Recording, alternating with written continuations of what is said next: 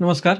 जीवन प्रेरणा या यूट्यूब चॅनलवरती आपल्या सगळ्यांचं स्वागत. आज मी आपल्यासमोर मला काम का मिळत नाही किंवा माझा पगार का वाढत नाही किंवा माझी बढती का नाही होत यावरती बोलणार आहे. बऱ्याच वेळा आपण कामगार वर्ग असू दे किंवा आय-टीतील लोक असू देत किंवा शेतमजूर असू देत किंवा मजुरी करणारे लोक असू देत. बऱ्याच वेळा आपण असं म्हणत असतो, की मला काम मिळत नाही किंवा एके ठिकाणी काम मिळतं ते परत त्या ठिकाणी मला बोलवत नाही. तर यासाठी आपण मला वाटतं की आपल्याकडे एकदा चेक करून बघावं, की आपण 100% आपण काम करतो का? आणि इमानदारीने करतो का? जर काही समजा आपण कामचोरपणा करत असेल, कारणे दाखवा किंवा टाईमपास किंवा दुसऱ्याला काही समजत नाही, असे समजून जर समजा आपण काम करत असेल आणि खूप प्रयत्न केला, पण काम काही आटपत नाही किंवा हा प्रॉब्लेम आहे, तो प्रॉब्लेम आहे आणि काही लोकं तर मग मालकाच्या पुढे-पुढे करतात. इकडच्या-तिकडच्या गोष्टी सांगून मी कसा चांगला आहे, हे दाखवण्याचा प्रयत्न करतात व खरोखरच जे चांगलं काम करतात, त्यांना दाबण्याचा प्रयत्न करतात आणि आपली पोळी भाजून घेऊन ते मी कसा मोठा आहे हे दाखवत असतात आणि हे एका क्षेत्रात नाही, तर प्रत्येक क्षेत्रात असंच थोड्याफार प्रमाणात असतं. हे जास्त दिवस चालत नाही. पण तुम्ही कामगार असाल किंवा मालक असाल किंवा मजूर असाल, तर अशी काही लोकं आपल्या शेजारी आहेत का? हे चेक करा. कारण यामुळेच बऱ्याच वेळा आपली प्रगती होत नाही किंवा आपल्याला बढती मिळत नाही, असं होत असतं. मग त्यावेळी तुम्ही एकतर जॉब बदला किंवा स्वतः चुका असेल तर त्या सुधारण्याचा प्रयत्न करा. आणि अजून काही कारणे आहेत. तर एक 2005ला मला कंपनीतर्फे स्वित्झर्लंडला जाण्याचा योग आला आणि मी तिथं गेल्यानंतर जे पाहिलं त्यामुळे माझ्या विचारात बदल झाला. कारण आपण म्हणत असतो, की बाहेरच्या देशाला संस्कृती नाही किंवा देवाला मानत नाहीत किंवा देवावरती श्रद्धा नाही आपण असं म्हणत असतो आणि आपल्याकडे जर समजा 33 कोटी देव असतील, बरेच संत असतील, आपल्याला संस्कृती असेल, पण जर समजा आपल्याला बऱ्याच लोकांना एके वेळचं खायला मिळत नसेल किंवा सर्व लोकांना काम नसेल किंवा एखादा व्यक्ती आजारी पडला तर त्याला दवाखान्यात जाण्यासाठी पैसे नसतील, तर मग ज्या लोकांच्याकडे संस्कृती नाही, त्यांच्याकडं एक समृद्ध कुटुंब किंवा आर्थिक स्थिती खूप चांगली आणि प्रत्येक हाताला काम आणि त्यांचे विचार हे जे आहे ते खूप चांगले.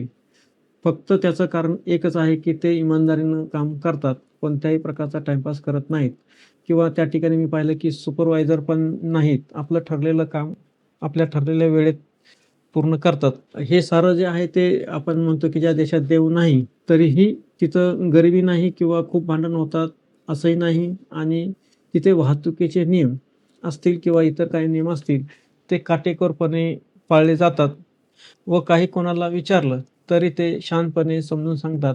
मग आपल्याकडं असं का घडत नाही?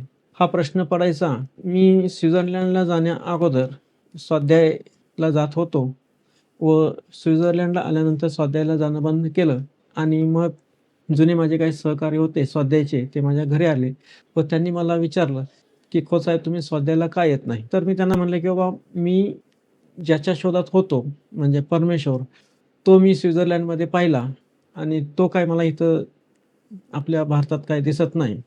तर ते म्हणले, की "कसं काय?" तर स्वित्झर्लंडला मी पाहिलं, की बाबा तिथं लोकं कामाला खूप महत्त्व देतात. कामातून परमेश्वर बघतात आणि त्यामुळं त्यांच्याकडं आर्थिक समृद्धी आहे व शनिवार, रविवार असेल किंवा सुट्टीचा दिवस असेल, तर ते काही गेम खेळतात, आउटडोअरला फिरायला जातात. मग जर समजा आपल्याकडे संस्कृती असेल, ग्रंथ असतील, संतांचं मार्गदर्शन आपल्याला भेटलं असेल, आपले विचार मोठे असतील, 33 कोटी देव असतील, मग तरीही आपल्याकडं प्रॉब्लेम का? तर बऱ्याच प्रमाणात आपल्या देशात एकतर सार्वजनिक नियम पाळले जात नाहीत किंवा लहान-मोठ्यांचा आदर केला जात नाही किंवा बऱ्याच वेळा असं वाटतं, की आपल्याकडे जर पैसा असेल आणि सत्ता असेल, तर आपण कायदा विकत घेऊ शकतो, अशी परिस्थिती आहे. पण जर तसं पाहिलं तर आपले जे संत असतील किंवा ग्रंथ असतील किंवा आपल्याकडे जे काही लेखक असतील, त्यांच्यामध्ये जगाला दिशा देण्याचं काम आपली संस्कृती, संतांची शिकवण व ग्रंथ याच्यामध्ये पूर्ण जग बदलण्याची ताकद आहे किंवा आपण पूर्ण जगाला मार्गदर्शन करू शकतो, एवढी ताकद आपल्याकडे आहे. पण हे जे काही सगळे माहिती आहे किंवा हे जे काही सगळं नॉलेज आहे, या नॉलेज आपल्याकडं बऱ्याच लोकांना आहे, पण प्रत्यक्षात इमानदारीची आपल्याकडे कमी आहे किंवा आपला संतांनी आपल्याला खूप माहिती दिली, पण ती फक्त आपल्या वाचनासाठी आपण वापरतो आणि ती आपण आपल्या जीवनामध्ये वापरत नाही. तोपर्यंत आपल्यामध्ये बदल होणार नाही आणि मला असं वाटतं, की आपलं कर्म हा आपला पहिला परमेश्वर आणि आपण दररोज आपल्या धर्मानुसार, आपल्या धर्माच्या पद्धतीनुसार सकाळी पूजा करत असतो. पण बरीच लोकं हे सकाळी पूजा करतात एक जबाबदारी म्हणून किंवा कुणीतरी सांगितलेलं आहे म्हणून किंवा पूजा करावी लागते असं कोणीतरी म्हणत आहे म्हणून किंवा घरातलं वयस्कर कोणतरी म्हणत असतं किंवा पूजा कर म्हणून आणि आपण त्याप्रमाणे पूजा करतो. जर समजा आपण खरोखरच मनापासून पूजा केली, तर आपला वैयक्तिक विकास व नातेसंबंध सुधारतील व देशाची प्रगती होईल. बरेच लोक हे त्यांना गप्पा मारत किंवा लवकर पूजा करून घ्यायची म्हणून करत असतात. त्याऐवजी जर समजा आपण नामस्मरण करत एकाग्र चित्ताने पूजा केली व पूजा करताना ज्या देवाची किंवा ज्या परमेश्वराची आपण पूजा करणार आहे, त्याच्यावर 100% विश्वास ठेवून पूजा केली आणि पूजा केली म्हणजे जबाबदारी संपली असं न म्हणता, जर ती पूजा म्हणजे नामस्मरण किंवा इमानदारी याद्वारे आपण आपला परमेश्वर दिवसभर आपल्याबरोबर ठेवला, म्हणजे दिवसभर परमेश्वर आपल्यावर राहील. मग आपल्याकडून कोणतीही चुकीचं काम होणार नाही आणि आपला 100% विश्वास परमेश्वरावर असेल, तर आपल्याला कोणत्याही प्रकारचं टेन्शन घ्यायची गरज नाही. आपल्या प्रत्येक गोष्टीची काळजी परमेश्वर घेत असतो. आपल्याला फक्त इमानदारी मनापासून नामस्मरण एवढंच करायचं आहे. त्यासाठी कोणताही खर्च नाही आणि विश्वास बसत नसेल, तर विचार करून बघा. आपण काही खाल्लं, तर रक्त लालच तयार होतं आणि विज्ञानालाही अजून रक्त बनवता आलं नाही. आपलं मन दाखवता आलं नाही, विचारावर कंट्रोल करता आलं नाही आणि अजून त्याच्यावरती इलाजही नाही. आपल्या शरीरामध्ये हजारो नाड्या आहेत, आपल्या आतमध्ये काम करतात. आपली संस्कृती, संतांची शिकवण व ग्रंथ याच्यामध्ये पूर्ण जग बदलण्याची ताकद आहे किंवा आपण पूर्ण जगाला मार्गदर्शन करू शकतो, एवढी ताकद आपल्याकडे आहे. पण हे जे काही सगळे माहिती आहे किंवा हे जे काही सगळं नॉलेज आहे, या नॉलेज आपल्याकडे बऱ्याच लोकांना आहे, पण प्रत्यक्षात इमानदारीची आपल्याकडे कमी आहे किंवा आपला संतांनी आपल्याला खूप माहिती दिली, पण ती फक्त आपल्या वाचनासाठी आपण वापरतो आणि ती आपण आपल्या जीवनामध्ये वापरत नाही. तोपर्यंत आपल्यामध्ये बदल होणार नाही आणि मला असं वाटतं, मन दाखवता आलं नाही, विचारावरती कंट्रोल करण्याचा अजून विज्ञानाकडे कोणताही इलाज नाही किंवा औषध नाही. हजारो नाड्या आपल्या आतमध्ये काम करत असतात, कोणताही आवाज न करता आणि ते आपल्या मनाला किंवा विचाराला किंवा या भागाचं त्या भागाला न करता करत असतात. तसेच एक मानव असा एकच कोणताही आवाज न करता तसेच विचार करण्याची कला ही फक्त मानवालाच मिळालेली आहे. इतर कोणत्याही प्राण्याला विचार करता येत नाही आणि तसंच जर समजा आपण पाहिलं, तर हे सर्व जरी खरं असलं, तरी आपलं जीवन हे 70 ते 90 वर्षापर्यंतच असतं. मग आपण का 100% इमानदारी करून व परमेश्वर किंवा एक शक्ती आहे त्यावरती विश्वास ठेवून का जीवन जगायचे नाही? या सर्व गोष्टी आपल्याला कळत असतात, पण वळत नसतात. त्यासाठी आपण योगा, प्राणायाम, ग्रंथ वाचन, चांगल्या लोकांचा सहवास आणि ध्यान या गोष्टी जर केल्या, तर आपल्या जीवनामध्ये 100% बदल घडू शकतो. फक्त यामध्ये आवश्यकता असते, की माझा परमेश्वरावरती विश्वास आहे किंवा मी खरं बोलतो असं न म्हणता प्रत्येक वेळी आपण तपासून बघावं, की आपण खरंच किती इमानदार आहे आणि जर समजा आपण खरोखरच बदलायचं ठरवलं, तर आपण इमानदार झाल्याशिवाय आपल्याला या जगामध्ये कोणीही बदली करू शकत नाही आणि जर समजा आपल्याला आपल्यात बदल करायचे असतील, तर हळू योगा, प्राणायाम, चांगल्या लोकांची संगत व चांगले विचार ऐकून स्वतःच्यात आपण बदल करू शकतो आणि या जगात तुम्हीच फक्त तुम्हाला बदली करू शकता आणि बदलणे म्हणजे काहीच न करणे, एक स्वतःशी इमानदार राहणे आणि आपल्या जबाबदारी पार पाडणे. मग त्या कुटुंबाच्या असतील, समाजाच्या असतील किंवा कामाच्या ठिकाणच्या असतील आणि आपल्या जवळपासच्या लोकांना सहकार्य करणे व आधार देणे.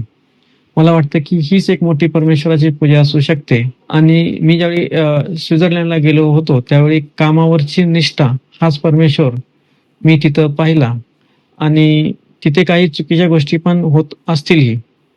पण तिथं आर्थिकदृष्ट्या समृद्ध आहेत, कारण कामातील इमानदारी. व मला वाटतं की आपल्याकडे या गोष्टी सुधारण्याची आवश्यकता आहे. काही लोक नक्कीच जास्त मेहनत घेतात, खूप मेहनतीने काम करतात.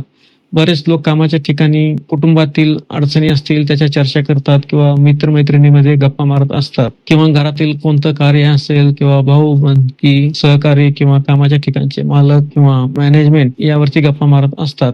त्यातून कंपनीचं किंवा कामाच्या ठिकाणचं वेळ खूप वाया जातो व पर्यायानं आर्थिक नुकसान होतं व कंपनीलाही त्याचा फायदा होत नाही व त्याचबरोबर आपल्या देशाचंही नुकसान होतं आणि आपली वैयक्तिक पण प्रगती होत नाही.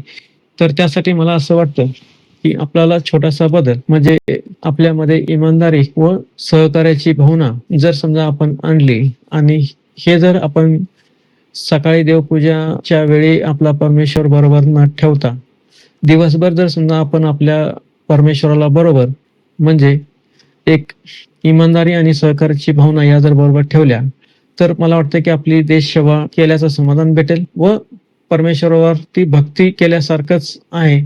त्यामुळे आपल्या जीवनामध्ये आमूलाग्र बदल होईल व त्यातून आपल्याला सुख, समाधान, शांती या गोष्टी नक्कीच भेटतील व आपले नातेसंबंध पण सुधारण्यास मदत होईल. तसंच असेच नवीन नवीन विचार ऐकण्यासाठी माझ्या जीवन प्रेरणा चॅनलला तुम्ही लाईक, सबस्क्राईब व शेअर करा. धन्यवाद. विचार बदला, जीवन बदलेल.